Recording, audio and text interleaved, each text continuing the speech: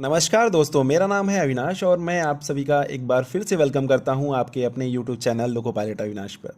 दोस्तों, आपने में से वो कैंडिडेट जो इंडियन रेलवेज़ में लोको पायलट की तैयारी कर रहे हैं, तो ये वीडियो आप सभी के लिए हेल्पफुल रहने वाला है, क्योंकि आज इस वीडियो में हम लोको पायलट के मेडिकल टेस्ट के बारे में डिटेल से बात करने वाले हैं।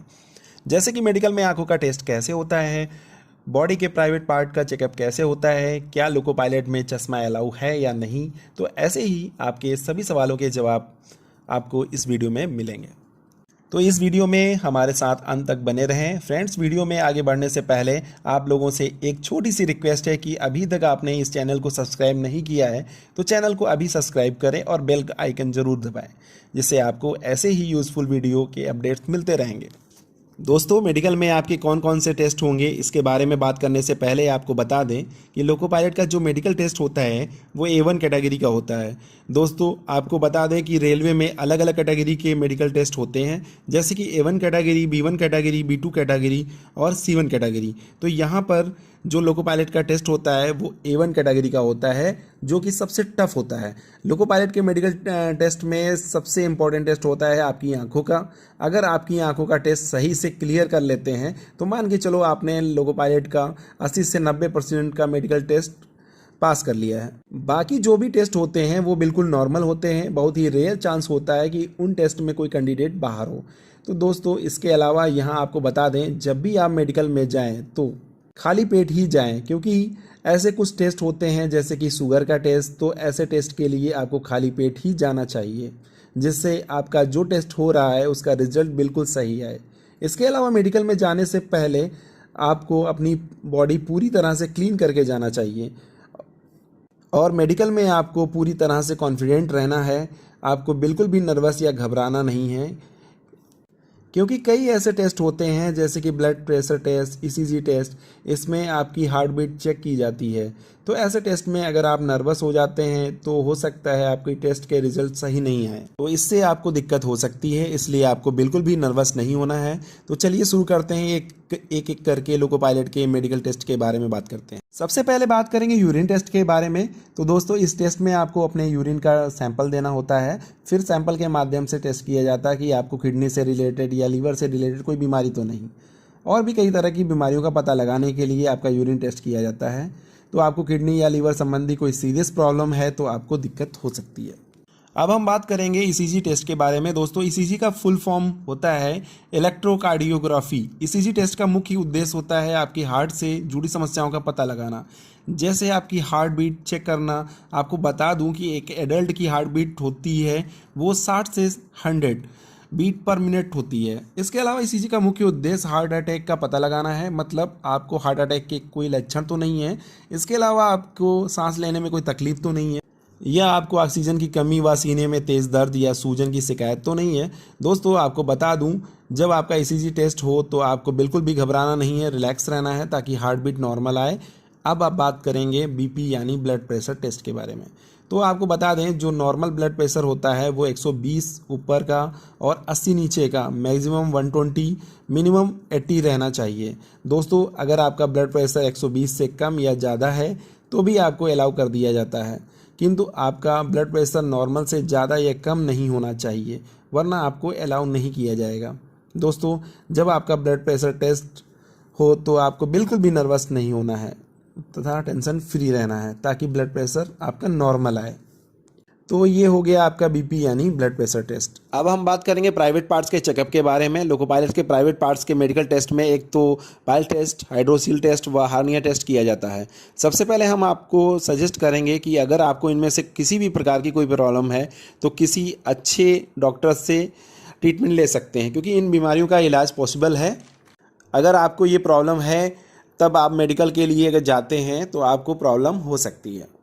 अब हम बात करेंगे लोको पायलट के मेडिकल में होने वाले सबसे इंपॉर्टेंट टेस्ट के बारे में, जो कि आपकी आंखों का टेस्ट है। तो आंखों के मेडिकल में बहुत सारे अलग अलग टेस्ट किए जाते हैं, जैसे कि vision test, fog test, fundus test, colour blindness test, field observation test, slit lamp test, C cutting test. तो यहाँ पर इन सभी टेस्ट के बारे में एक एक करके डिटेल में बात करते हैं। तो सबसे पहले बात करते हैं आंखों के विजन टेस्ट के बारे में। तो विजन टेस्ट में आपके दो टेस्ट होते हैं, पहला नियर विजन टेस्ट और दूसरा डिस्टेंस विजन टेस्ट। फ्रेंड्स पहले तो आपको बता दें, आपका चाहे नियर विजन टेस्ट हो चाहे डिस्टेंट विजन टेस्ट, आपकी आई साइट बिना चश्मे के 6/6 होनी ज़रूरी है। तो आइए पहले बात करते हैं नियर विजन टेस्ट के बारे में। तो नियर विजन टेस्ट में पेपर में कुछ लाइंस लिखी हुई होती हैं। जो लाइंस लिखी होती हैं वो छोटे से बड़े साइज़ के क्रम में लिखी होती हैं, यानी कि जो सबसे पहली लाइंस होती है वो सबसे छोटी साइज़ की होती है, उसके बाद उससे बड़ी साइज़ की व उसके बाद उससे बड़ी साइज़ की लिखी हुई होती है। तो आपको यहाँ पर जो लाइंस हैं वो बारी बारी करके आँख को बंद करके पढ़ना होता है।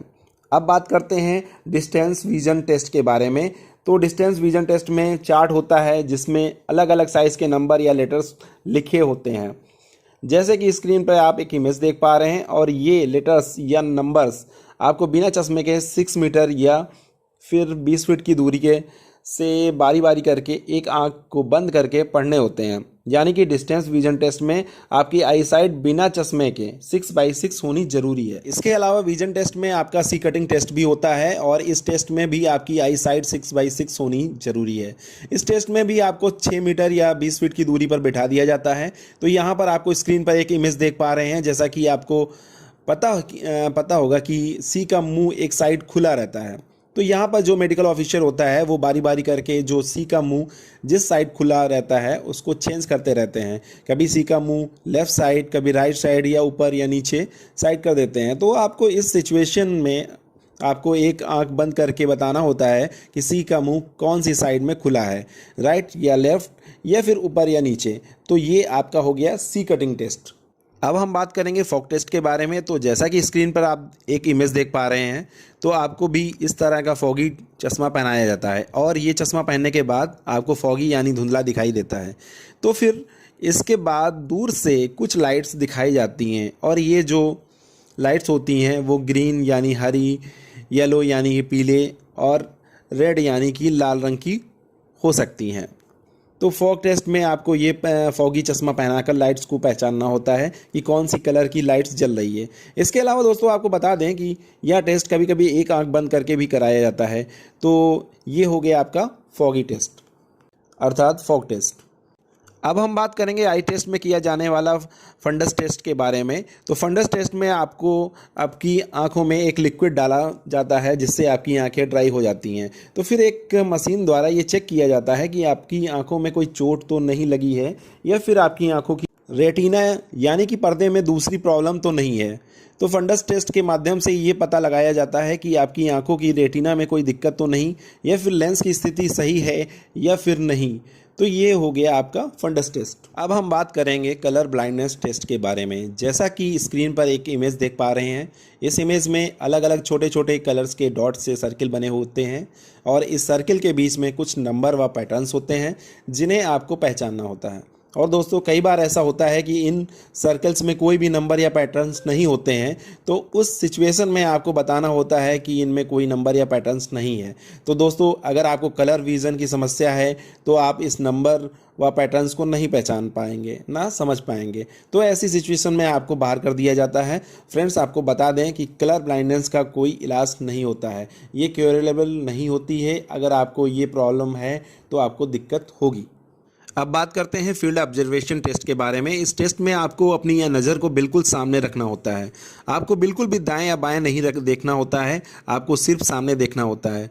फिर इसके बाद जो मेडिकल ऑफिसर होता है वो पेन या पेंसिल को आपके दाएं या बाएं से घुमाते हुए आपके सामने की ओर धीरे धीरे लेकर के आता है और इस दौरान आपको बिल्कुल सामने देखना होता है और सामने देखते हुए जहां पर पेन व पेंसिल आपको दिखाई दे तो आपको मेडिकल ऑफिसर को बोलना होता है कि हाँ, हमें इस लोकेशन पर पेन या पेंसिल को देख पा रहा हूँ।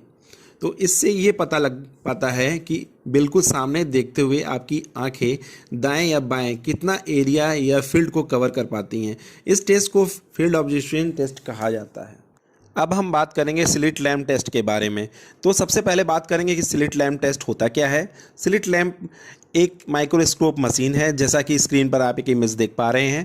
इस मशीन का उपयोग आंखों से संबंधित बीमारियों का पता लगाने एवं साथ ही आंख के उन हिस्सों की जांच के लिए किया जाता है जिन्हें सामान्य तकनीक से नहीं देखा जा सकता। आइए बात करते हैं स्लिट लैम्प टेस्ट कैसे किया जाता है।